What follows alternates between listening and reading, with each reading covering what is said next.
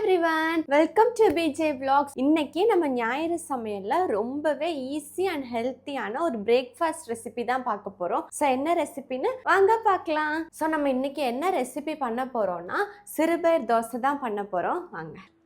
நம்ம தோசை மாவு ரெடி பண்ண 2 கப் சிறுபயிர் ஆட் பண்ணிக்கிறோம். 2 கப் சிறுபயிருக்கு 1/2 கப் பச்சரிசி, அப்புறம் கொஞ்சமாக வெந்தயம். இவ்வளோத்தையும் நல்லா தண்ணி ஊற்றி முந்தின நாள் நைட்டே நனைய போட்டுறணும். இப்போ நம்ம நனைய போட்ட சிறுபயிறு, அரிசி, வெந்தயம் இந்த 3ஐயும் நல்லா அரைச்சி எடுத்துக்கணும். இப்போ இது கூட 1 துண்டு இஞ்சி, 2 பச்சை மிளகா, அப்புறம் நமக்கு தேவைக்கு உப்பு. இப்போ இதில் கொஞ்சமாக தண்ணி ஊற்றுக்கணும். தண்ணி பார்த்து தான் ஊற்றணும், ஏன்னா மாவு ரொம்ப தண்ணி ஆயிடக்கூடாது, அதனால கொஞ்சமாக ஊற்றிக்கிறேன்.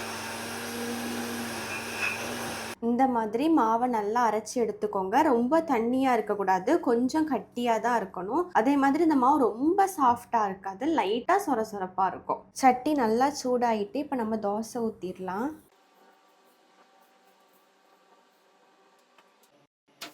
இந்த தோசை ஃப்ரண்ட் பேக் ரெண்டுலேயுமே கொஞ்சம் ப்ரௌனாக வர அளவுக்கு வேக வைக்கணும். அப்போ தான் சாப்பிட்றதுக்கு சூப்பராக இருக்கும். இப்போ நம்ம தோசை அழகாக ரெடி ஆகிடுச்சு. இப்போ இந்த தோசைக்கு பெஸ்ட் காம்பினேஷனான தக்காளி கார சட்னி குயிக்காக வச்சிடலாம். கொஞ்சமாக எண்ணெய் ஊற்றிக்கலாம். இதில் ஒரு 5 வத்தல் சேர்த்துக்கிறேன். இப்போ கட் பண்ண 2 வெங்காயம் சேர்த்துடுறேன். இப்போ இது கூட 2 பல் பூண்டு, 1 துண்டு இஞ்சி சேர்த்துடுறேன். நல்லா வதக்கணும். இப்போ வெங்காயம் நல்லா வதங்கிட்டு இப்போ 2 மீடியம் சைஸ் தக்காளி இந்த மாதிரி கட் பண்ணி சேர்த்துக்கிறேன்.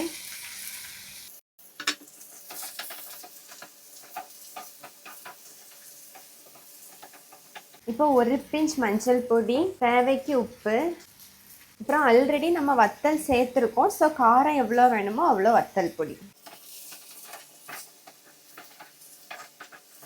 இப்போ நம்ம தக்காளி நல்லா வதங்கி வெந்துட்டு இனி அடுப்பு ஆஃப் பண்ணிவிட்டு இதை நல்லா ஆற விட்டுடலாம். நல்லா ஆறிட்டு இப்போ நம்ம மிக்சிக்கு ட்ரான்ஸ்ஃபர் பண்ணிடலாம்.